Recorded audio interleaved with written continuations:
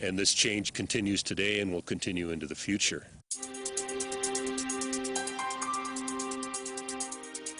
To understand how the continents shape our world, we must first travel back in time to the very birth of the Earth. 4.5 billion years ago, the Earth is created from the debris left over from the formation of the Sun. Dust and debris collide and clump together. Once these clumps grow into objects about 1/2 mile in diameter, they create enough gravity to attract more material. Slowly, these clumps grow into as many as 20 planets. As these new planets orbit the Sun, they begin to collide. One collision with the planet Theia, which creates the Moon, obliterates the surface of the Earth. The energy from the collision makes the Earth incredibly hot.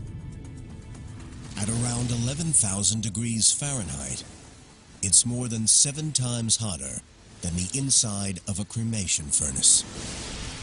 Earth is a massive molten ball of boiling lava. This is primeval hell, where thousands of asteroids and comets bombard our world. But deep within the planet, a process starts that will lead to the first land. The heaviest elements, lead and nickel, sink down toward the center of the Earth to form a molten core. The lighter elements, including oxygen and silicon, rise toward the surface, where they erupt in volcanoes of molten rock. Slowly, the Earth's surface cools. Molten lava solidifies to form patches of crust, the seeds of the first continents. But even as the first land is born, it faces a battle to survive. We were being bombarded by a large number of asteroids very early in the history of the planet. So there's a lot of dynamic change from being walloped by giant impacts, disturbing things. Geology professor Sam Bowring is an expert in early Earth and the genesis of the continents. When we had an early crust is an interesting question. I suspect we had an early crust from day one. The question is, how long was that preserved? When the Earth was being bombarded constantly by asteroids, the chance of preserving any small chunk of that crust was very low.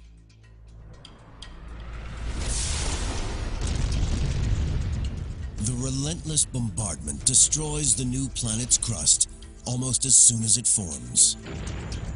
This recycling of the surface continues for many millions of years. But as the flux of asteroids began to wane, and as the Earth matured a little bit, I suspect the early crust lasted a little bit longer. Eventually, the barrage from asteroid impact slows down. The surface of the Earth continues to cool. But the Earth is missing one vital ingredient: oceans. Where Earth got its water has been a controversial topic over the years. I think most people now think that many meteoritic bodies actually contain quite a lot of water. Water carried by meteors and asteroids may form the oceans that surround the first continents. The Earth, 4.4 billion years ago. Our planet is now 150 million years old, and the first primitive landmasses have formed.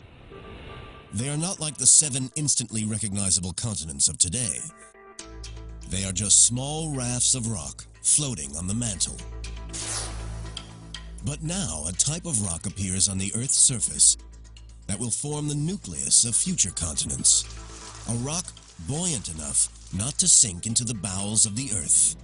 Granite. In South Africa, in the Kapval region southwest of Johannesburg, geologists examine ancient granite that has survived the ravages of time. These are the ancient remains of what some people consider to be the first true continent. We're looking at the relics, the remnants of the first continental nuclei.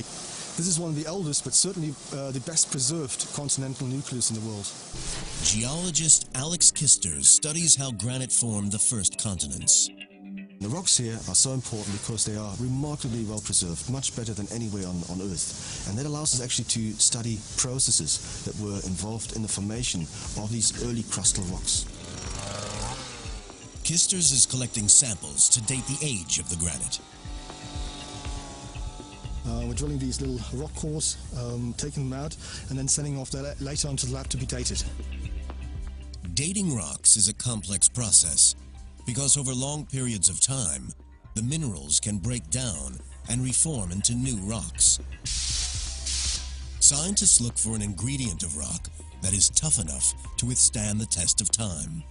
The answer is zircon, a crystal that is made inside molten rock as it solidifies. Even if the rock is destroyed, the zircons are durable enough to survive. Zircon is an incredibly interesting mineral, and it incorporates uranium and excludes lead, and that sets us up to have basically nature's time capsule. To illustrate this process, imagine that this hourglass is a newly formed zircon crystal. Sand in the top represents uranium. The sand in the bottom represents lead. Over millions of years, the uranium in the zircon turns into lead. Measuring the relative proportions of sand in the top and bottom of the glass reveals how much time has passed. Uranium's relentless decay into lead gives us a natural clock.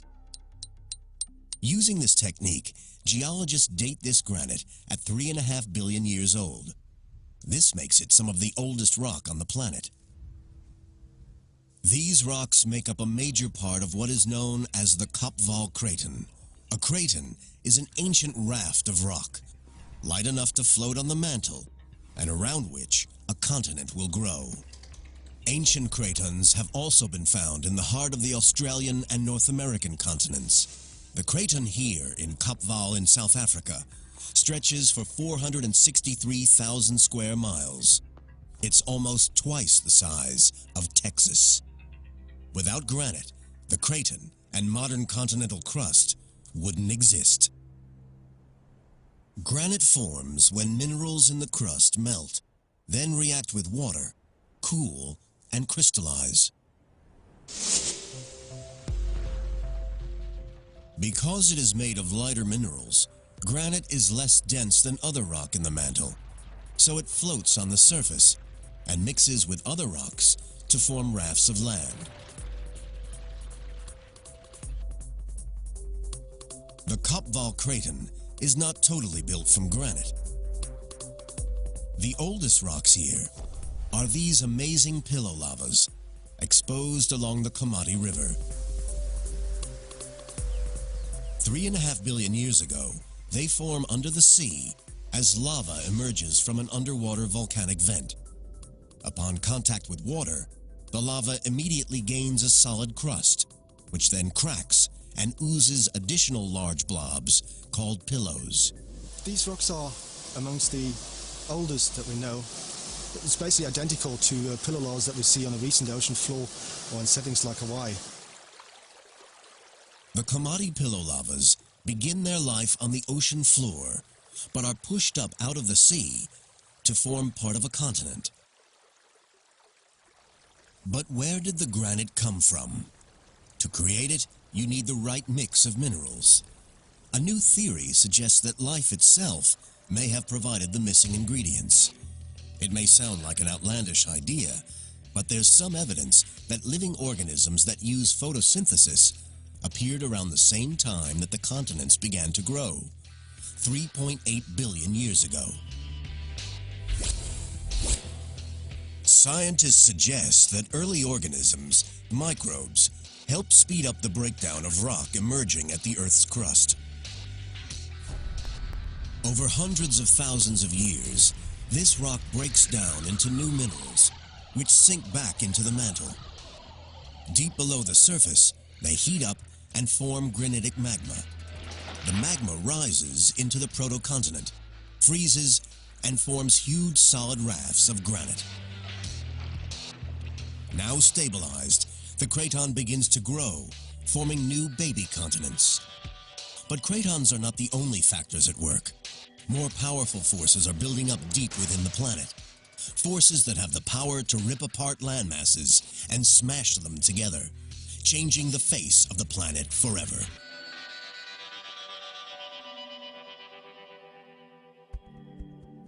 $4.5 billion years ago, the Earth forms.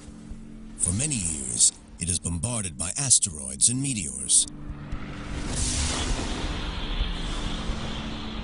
Slowly, the molten planet cools, and small landmasses form around cratons of granite rock.